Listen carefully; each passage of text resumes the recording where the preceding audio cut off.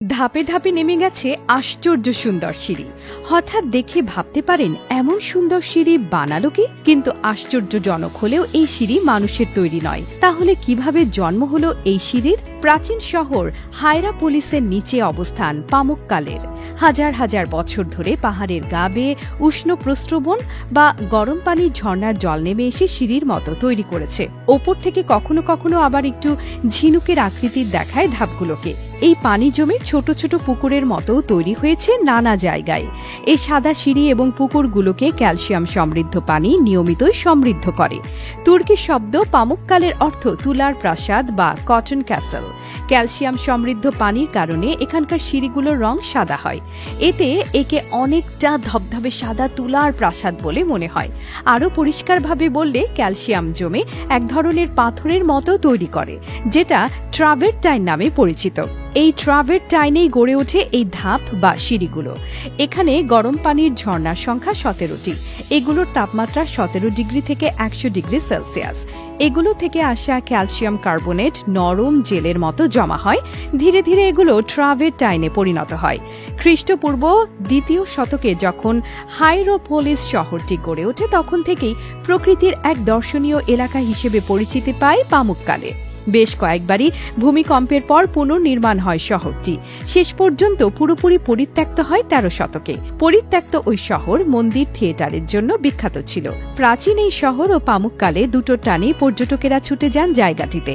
মজার ঘটনা, এখানকার কার্বনেট সমৃদ্ধ পানির রোগ নিরাময়ের ক্ষমতা আছে এমন বিশ্বাস আশেপাশের মানুষের মধ্যে প্রচলিত আছে বহু আগে থেকেই। হায়রাপোলিসের ধ্বংসাবশেষ সহ পামুক্কালে ইউনেস্কো ওয়ার্ল্ড হেরিটেজ সাইট। তবে একে বিশ্ব ঐতিহ্য ঘোষণার আগে এখানকার আশ্চর্য সিঁড়ি ধ্বংসের ঝুঁকিতে পড়ে গিয়েছিল। এর কিছুটা অযত্নে, কিছুটা বাণিজ্যিক কারণে জায়গাটির ওপরেই হোটেল তৈরি করা হয়েছিল। মানুষ ময়লা পা আর জুতায় অনেকগুলো পুকুরের পানিকে বাদামি বানিয়ে ফেলেছিল। দ্রুত এ ধরনের হোটেলগুলো ভেঙে দেয়া হয়। পুকুর বা ছোট লেক এগুলোর প্রাকৃতিক সাদা রং ঠিক রাখতে এগুলোতে নামার ব্যাপারে কড়াকড়ি আরোপ করা হয়।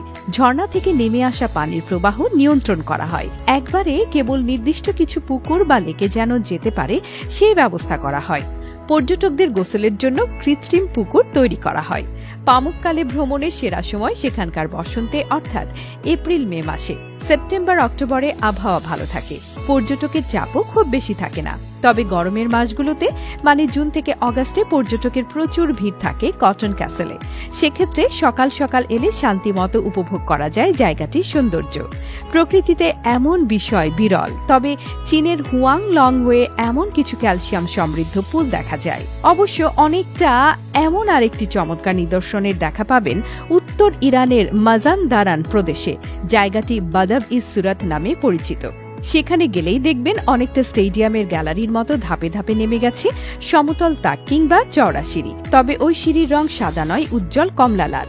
নিউজিল্যান্ডেও এ ধরনের একটি জায়গা ছিল, তবে সেটি ধ্বংস হয়ে গেছে 1886 সালে আগ্নেয়গিরির অগ্ন্যুৎপাতে। পামুক্কালে তুরস্কের সবচেয়ে বেশি পর্যটক যায় এমন জায়গাগুলোর একটি।